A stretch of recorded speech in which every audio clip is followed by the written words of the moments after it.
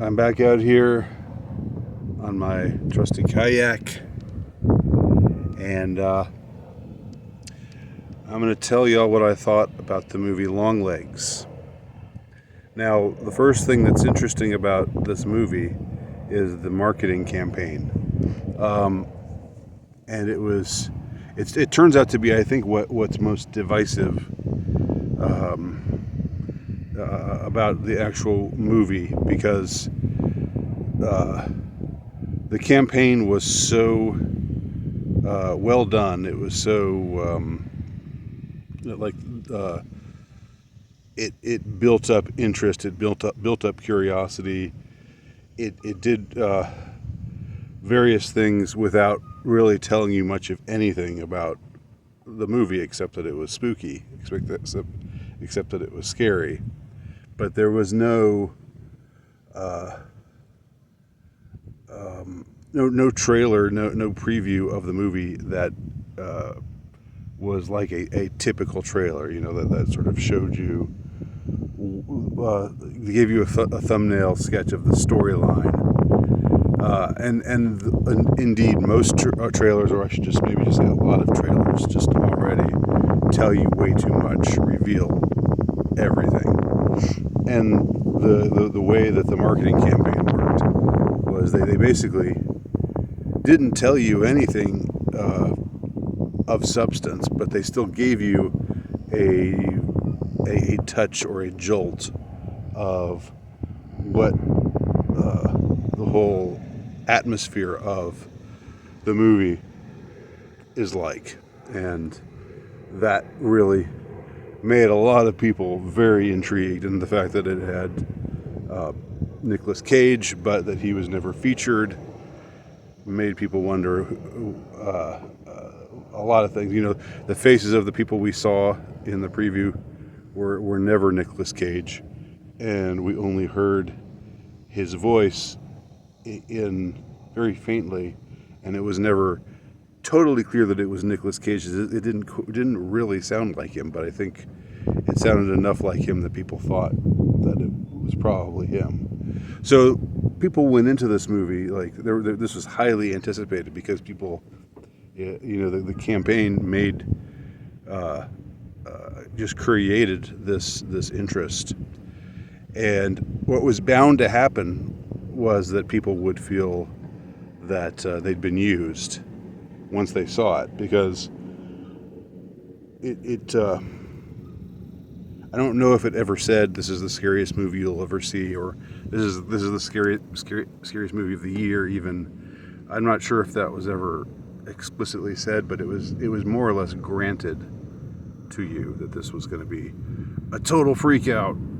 And so, of necessity, when some people saw it, they maybe had certain things in mind which the movie proved not to be. And that's why you're hearing different things about the movie from online reviewers. I don't pay attention to professional reviewers. I think they've shown themselves to be useless. I used to visit Rotten Tomatoes a lot, and scroll down and read one professional review after another. But I just don't. That absolutely does not interest me anymore.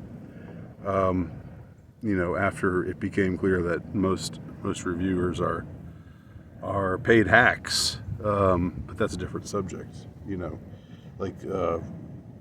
Certain movies they absolutely would not criticize.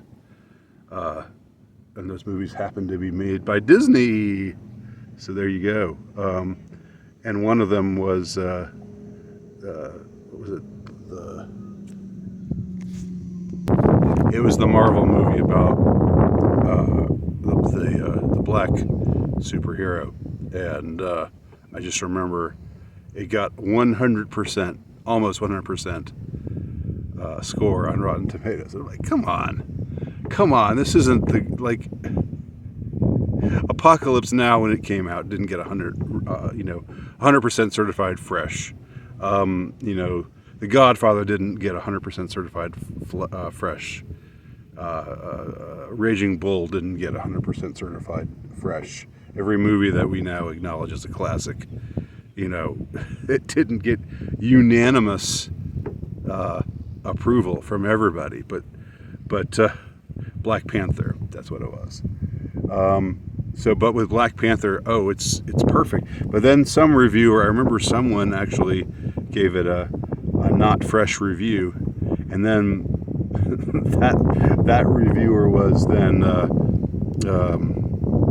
got in trouble. People got really mad at him, and maybe he got. Maybe I'm making this up, but maybe he even got death threats.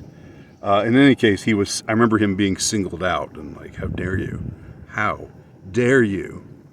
And I knew that Black Panther, I knew that it wasn't worth 100% fresh. I knew that was political, it was virtue signaling, but it was also, I think, part of just, the access media has shown itself, has revealed itself more and more. So, of course, certain movies and shows are protected. There's even a show right now, which I won't talk about. I won't get into this subject. But they actually got rid of the downvote, just like they did on YouTube.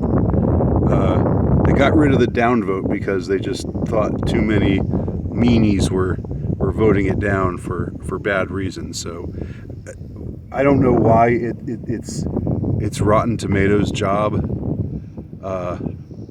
to protect certain movies or certain movie makers. That just seems completely ridiculous. Oh, you're picking on this movie. How dare you? Well, we're just going to make the downvotes not be visible because of you miscreants out there picking on this film. So yeah, professional reviews. They just don't interest me. I'm sure some of them are still have integrity, but they've shown themselves in general to be not worth paying attention to, in my opinion. So I haven't even looked at what Longlegs is what kind of critical score Longlegs has gotten, but I know that just with normal people, like people who write for newspapers and magazines they aren't normal. A lot of them aren't normal, and I don't mean that in a good way. But anyway, but there's nothing that really makes them stand apart from the rest of us. They're not the elite. I'll tell you that. But plain old ordinary people were. Some are saying Longlegs is it lives up to the hype. It's amazing. It's incredible, and it's really scary. It had me on the edge of my seat. I'm going to have nightmares about it. And others are like, what? That was so disappointing. It was completely cliched and this way and that way and not scary at all and whatever. Now, where do I weigh in? I liked Longlegs a lot. I thought it was really good. I thought it was really well made. It's and here's where I think I'll try to resolve this disconnect. Other than of course, people always disagree about art, and that's sort of inevitable. That doesn't mean, by the way, that there's no right or wrong. That doesn't mean that it's utterly subjective. It doesn't mean that if you and I disagree, that we both just have our opinions and that's that. I don't believe that at all.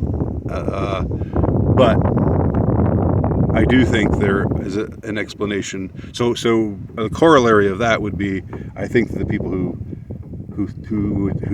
are down on Longlegs or are critical of Longlegs or don't think it's very good, I would humbly offer that they have missed certain things that I think make it good, perhaps even make it great. And I don't use the word great very lightly.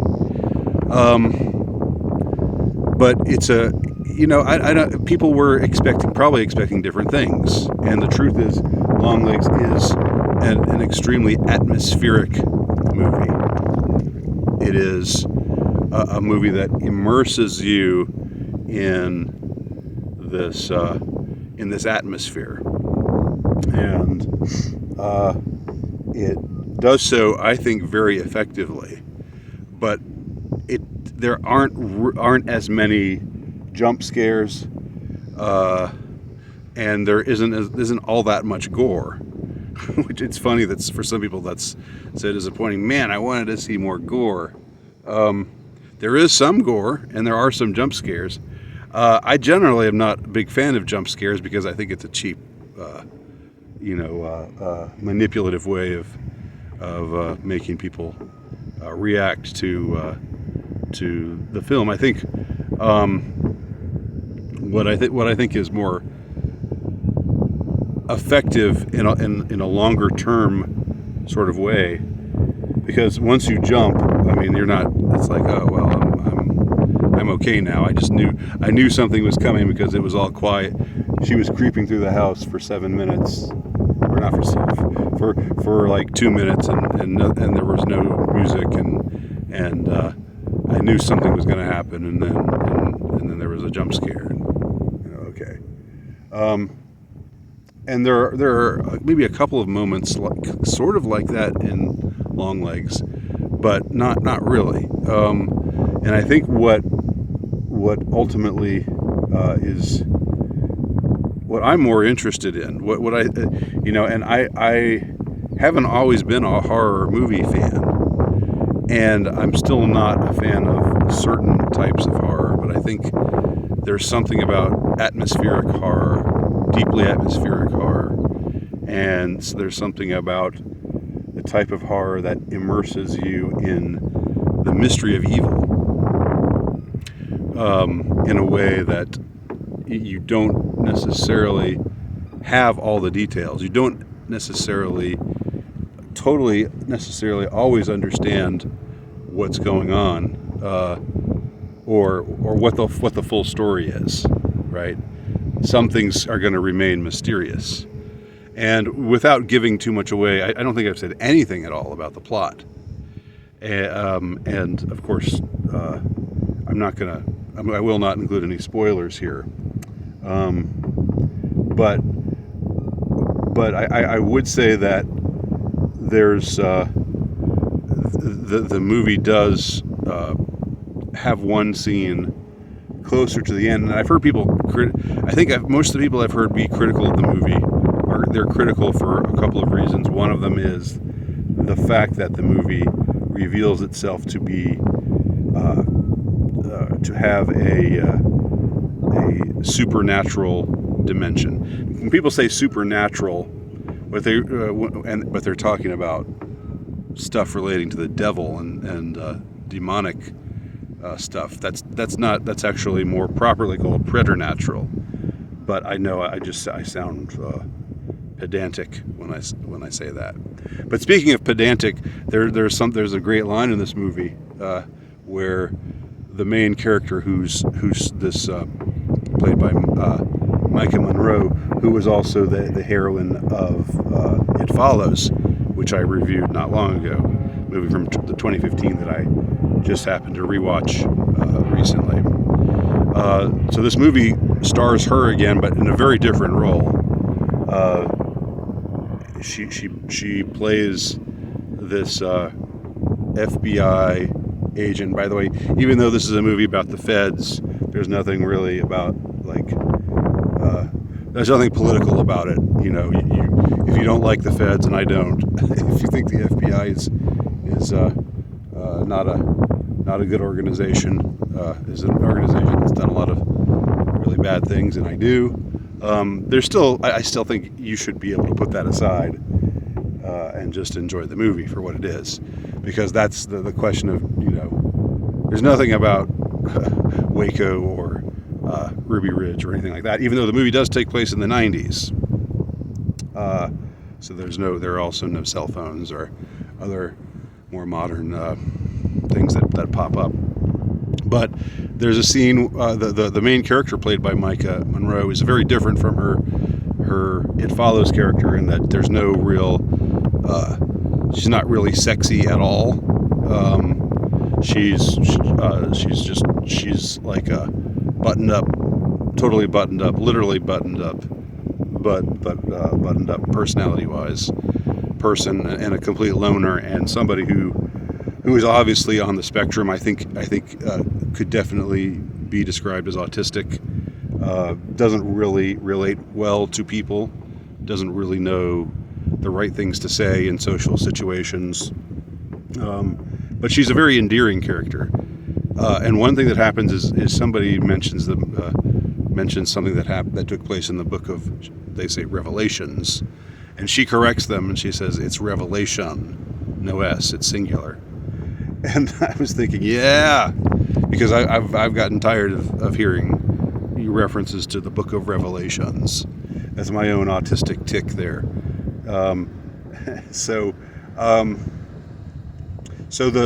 There's a scene late in the movie that I think is emotionally devastating and has stayed with me. And it's a scene in which characters that we have come to care about come to some real harm, and not just normal. When we talk about harm, it's a particularly horrific kind of harm in which they are behaving in ways that we know are not true to who they really are. I won't say any more about it than that, but I think there is something that got under my skin about that.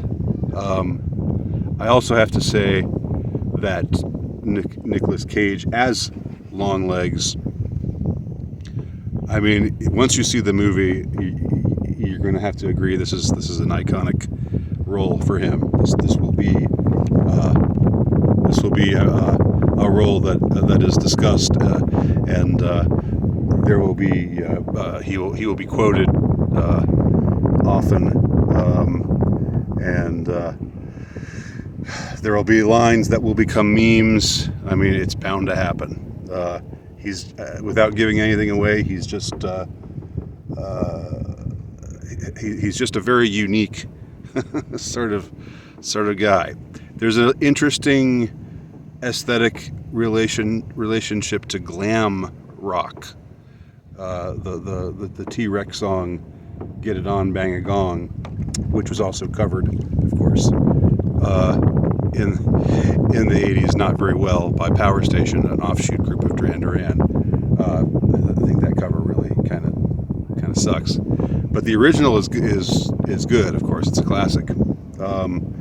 And I never really thought of that song, there being anything really particularly scary about that song, but now I see things differently, and there's something also there is without and I know I said it's not a political movie, and it isn't, but there is a way in which it's somewhat daring in its portrayal of the villain, because I'll just say he recalls Buffalo Bill.